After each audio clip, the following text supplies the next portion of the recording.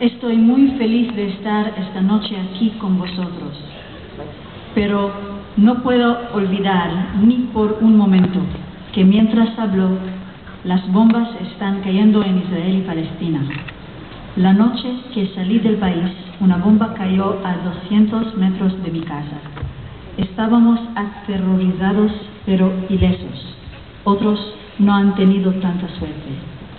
Una vez más, estamos pagando el precio del fracaso y la cobardía de los líderes políticos y religiosos que nos han fallado.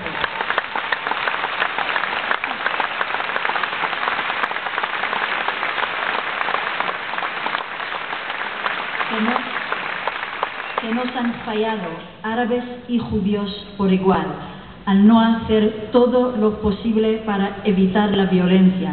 No hay excusas aceptables. Creo en la paz, creo en dos estados, Israel y Palestina, viviendo uno junto a otros, apoyándose mutuamente, creciendo a la vez.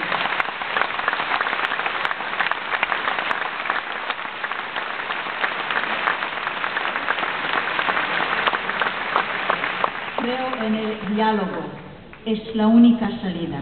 He escrito muchas veces que nosotros, los israelíes y los palestinos también, tenemos que reconocernos mutuamente, pedir perdón los unos a los otros y compartir lo poco que tenemos. Quiero daros las gracias, buena gente de Vitoria, por invitarme aquí y por escuchar mi música y mi mensaje. Y quiero hacer extensiva también mi gracias a mi amigo Miguel Poveda, cuyo enorme talento solo es superado por su enorme capacidad de amar. Gracias.